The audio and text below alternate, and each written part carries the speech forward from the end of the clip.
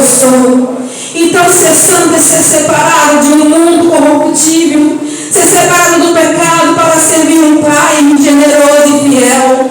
E nós estamos aqui diante da Tua presença, Pai, para decretar que nós Te adoraríamos em qualquer situação ou circunstância. Nós adoraríamos ao Senhor, Pai, porque Tu és o nosso alicerce, a nossa fonte. E nós entregamos a Deus a nossa vida e este culto ao Senhor. Esse culto de intercessão em nome do Pai, do Filho e do Espírito Santo de Deus, em nome de Jesus. Amém e graças a Deus. Vamos aplaudir a Jesus. Eu trouxe uma pequena palavra para vocês. Pode sentar em nome de Jesus. Jesus, quando ele estava próximo de subir aos céus, ele vai conversar com os seus discípulos. E eles vão questionar Jesus. Primeiro, Tomé vai dizer para Jesus, para onde o Senhor está indo? Aí ele vai dizer para Tomé, estou muito tempo com você, e se você não sabe para onde estou indo preparar lugar para a igreja, para aqueles que estão comigo, para ficar eternamente comigo. Aí Filipe pergunta para ele, Senhor, aonde é a casa do Pai? Eles vão ficar questionando para o Senhor, como vamos para lá, qual é o caminho? O caminho é só Jesus. O outro caminho leva à perdição. Aí Jesus vai falar com os seus discípulos, se não crê naquilo que eu estou dizendo, crê nas obras que eu faço. Aí ele vai dizer, obras maiores vocês farão.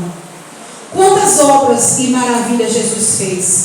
Ele curou, ele tirou o defunto da cova, ele ressuscitou, ele curou, ele libertou, ele salvou, ele transformou, ele fez maravilhas. Mas ele disse para os discípulos que quando ele estava preparando a igreja para o Espírito Santo, por que obras maiores nós faríamos? Porque Jesus, ele veio no corpo igual ao seu.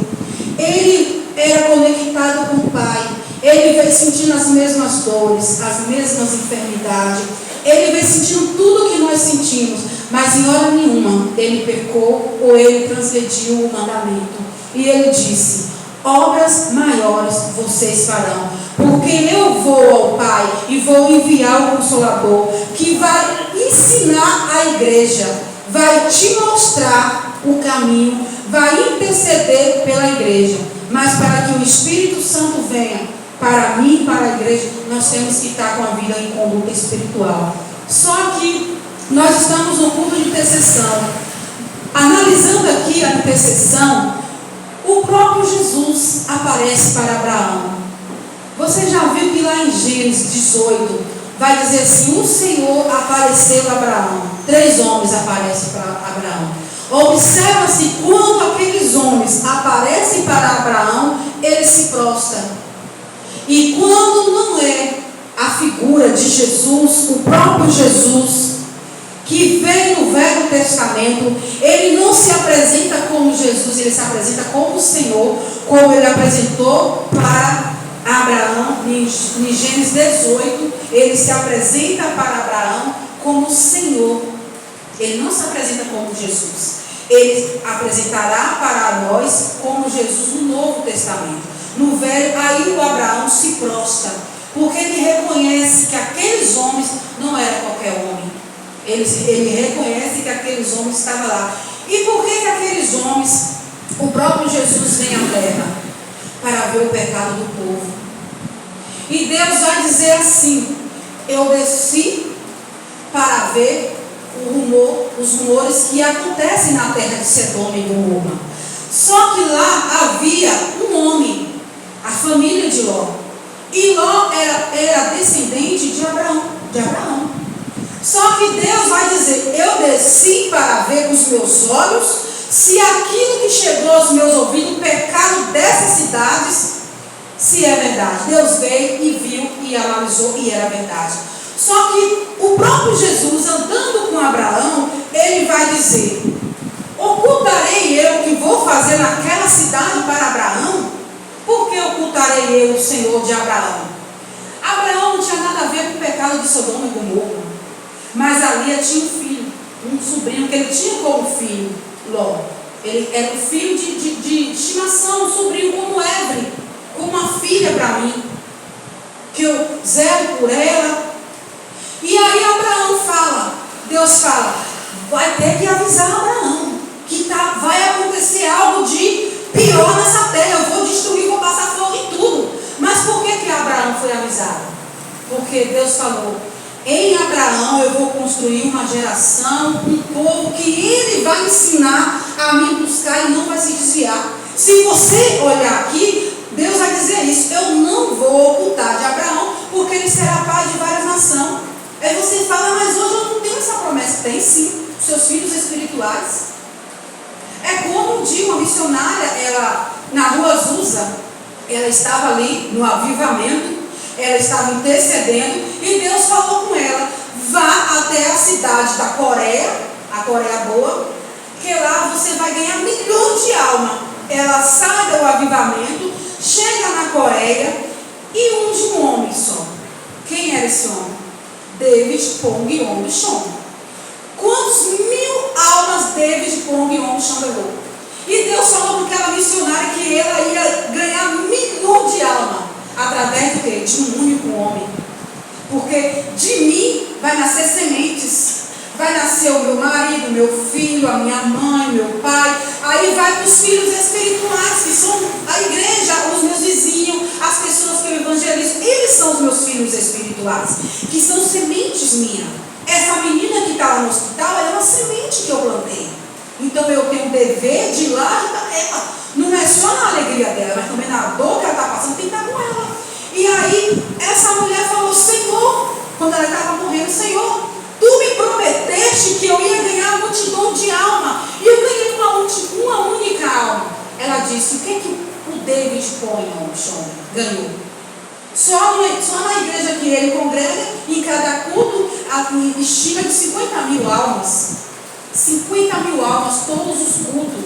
Qual é o segredo de David, o final, que ele faleceu? Qual era o segredo desse David Pong Yong Chon? Numa Coreia perseguida, um homem que estava condenado à morte porque ele tinha um problema de saúde, de tuberculose. Na época dele não tinha cura, ele estava para morrer e ele foi evangelizado por causa do avivamento que teve na rua Azusa, de uma mulher que intercedeu por ele e chegou lá e levou a palavra e Deus falou, você vai morrer, mas você vai ganhar os galardões do David. Porque eu te usei para ungir ele, te usei para ir até lá, porque você transmitiu a palavra e o galardão que ele tem, você também faz parte. Qual é a importância da intercessão? Deus ocultou a destruição do Sodoma e Gomorra? Não. Por que Deus não ocultou a destruição que teria naquela cidade? Por causa de uma única alma que estava lá, que era parente de Abraão. Deus te levantou para a intercessão, para que o seu filho, a sua filha, aquele que você ora, não morre. E mesmo se morrer, vai conhecer Jesus, nem que seja no último suspiro. Na última hora ele vai aceitar Jesus. Mas eu só tenho uma coisa, eu tenho certeza que os seus entes queridos, meus filhos, meus parentes, não descerão a cova sem salvação, porque eu decidi crer. Assim como Abraão, Jesus falou, eu não ocultarei o que vou fazer nessa cidade. O decreto era de morte, mas Deus falou, vai lá e avisa Abraão. E Abraão começa a interceder. Ele começa a dizer, Senhor, mas se tiver 50 justos, Tu vai destruir a cidade por causa de 50 justos? Deus falou, não destruirei. Aí ele começa a descer a intercessão. Ele vai chegando no nível, e ele fala, Senhor, e se tiver 5, o Senhor destrui? Ele falou, por amor de 5 não. Aí Deus falou, vai lá, falou para aqueles homens, vai lá e tira Ló de lá, ele e a sua família. Quando ele sair, destrua a cidade. Olha a importância de um intercessor, de uma intercessora. Como eu disse, vocês estão no grande ministério, vocês estão no sustento dessa obra. Vocês que se decidiram a vir a terça-feira orar aqui, sabe de uma coisa, quando você entra pelaquela porta ali, você já está sendo abençoado. A tua família está sendo alcançada, os teus filhos estão tendo livramento, a sua casa, o seu marido. Quantos livramentos de morte que Deus os livrou no trânsito, que Deus livrou o teu marido, o teu filho de ser porque você decidiu acreditar. Se tiver um de pé, uma promessa de pé, Deus vai fazer o milagre acontecer. Então essa é a palavra de Deus hoje. Seja como Abraão, pai de multidões, através da tua oração. Da tua oração. Deus não vai fazer só na tua vida, não. Vai fazer na vida dos seus e daqueles que estão te olhando, te vendo. Porque nós somos observados. Assim como Jesus desceu do céu e andou do lado de Abraão. Abraão não sabia quem era aquele homem. Ele não sabia que era Jesus. Porque aqui está escrito Senhor.